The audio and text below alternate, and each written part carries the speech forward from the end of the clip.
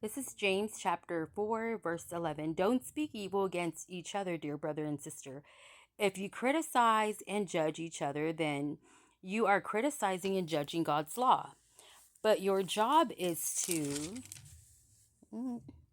obey the law, not to judge whether it applies to you. Hi, you guys. So I just wanted to share that as I was reading that because it's so important for me to. This is more to the gang stalkers.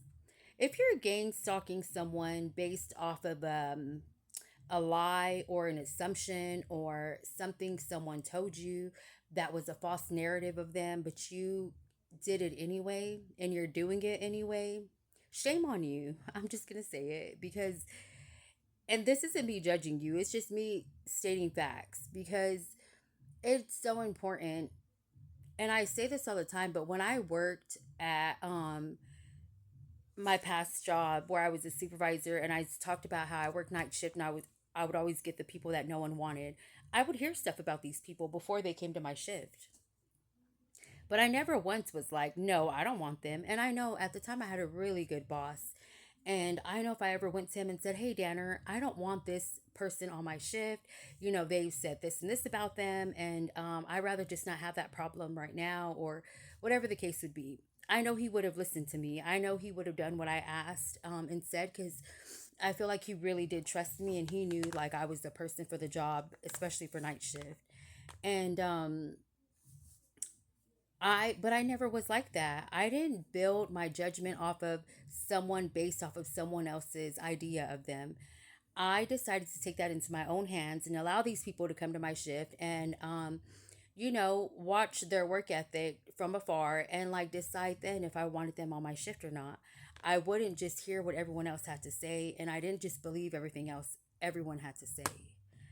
And I think that's so important because when you find yourself gang stalking someone, if you don't know who these people are, and especially me, and I'm sure my gang stalkers have now figured it out, and I've said it before and time again, those that involved you in my life um and knew me should have given you a warning that I am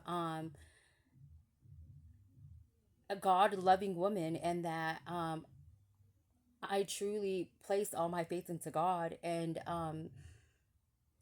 because they didn't give you that warning, I feel bad for you because if they would have given you the warning, then the repercussions that are going to come, you wouldn't be having to deal with because they chose to be falsely neglectful about who I am and what I believe. Because I just think that's so important. Maybe you guys would have been able to, demolish me, and maybe I would have been unalived by now. Maybe I would have committed suicide.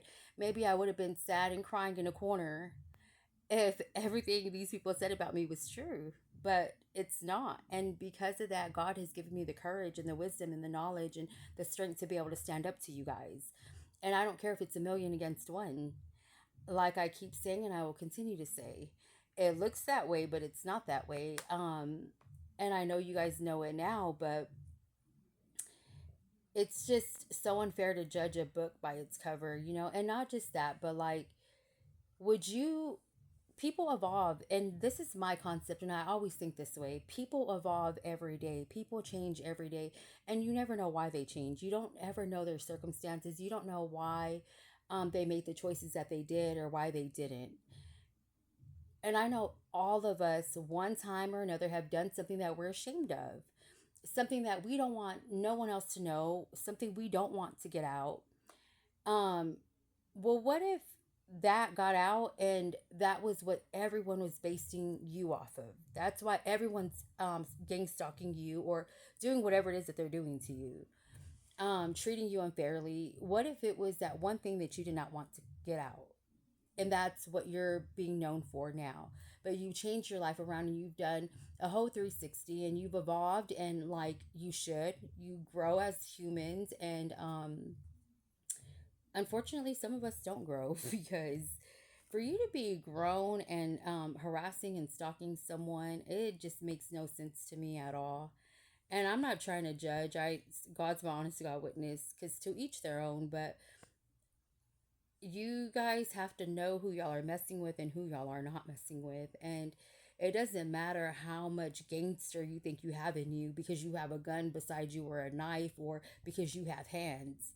Because none of that can battle against God. None of that can battle against the spiritual realm and my ancestors who are very protective of me, especially my dad that I recently lost.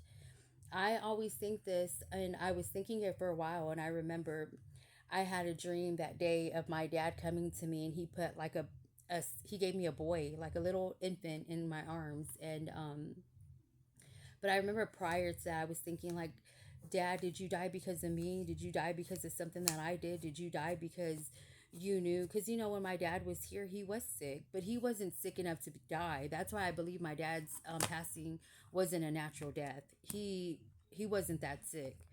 Um, but my dad was, sick. But this is the thing too. My dad had a lot of willpower of wanting to live, and I know my dad's faith in God. I feel like if he asked God to keep him alive, then God would have. So that's why I kept thinking, like, Dad, did you lose your life because of me, or did you?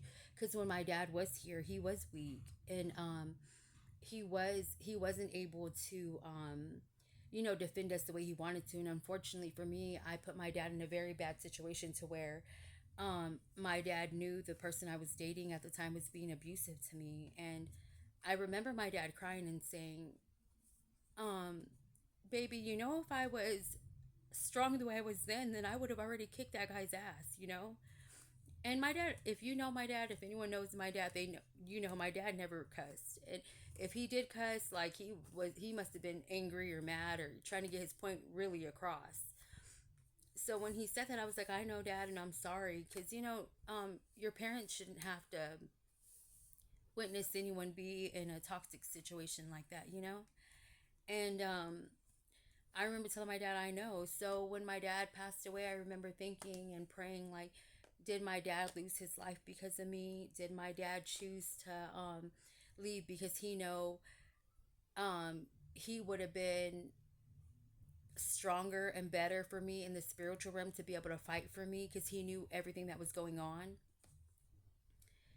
And even to this day, I believe so. I believe that's why he chose to leave, that he knew and he was okay with leaving this earth and telling God, I'm a better asset to my children, especially those that are being harmed there, than I would be here.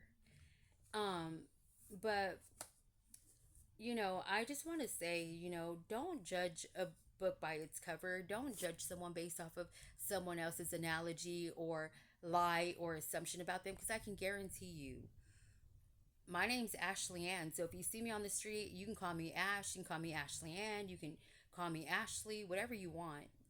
Um, if you've heard something about me and you confront me with it, I will tell you yes or no.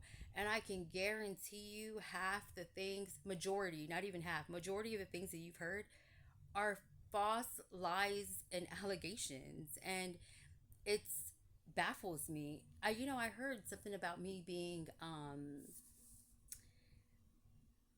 harming children or me doing something towards children. And anyone that knows me knows, like, I've always been a hardcore, and I would be a hardcore advocate when it comes to children. I worked in a daycare for 10 years on and off, and I will tell you now, most of the women in those daycares hated me and they would call me a snitch, because if I seen something and I did not agree with the way these people would handle these children or these infants, I will say something, and I don't care who says what. Like, I'm going to be the one to be like, hey, why are you doing that? I'll give you a story. One time, I was working at this daycare, and you put the infants in this big old red stroller. Like, it could carry up to one, two, three, like maybe eight infants in this stroller, right?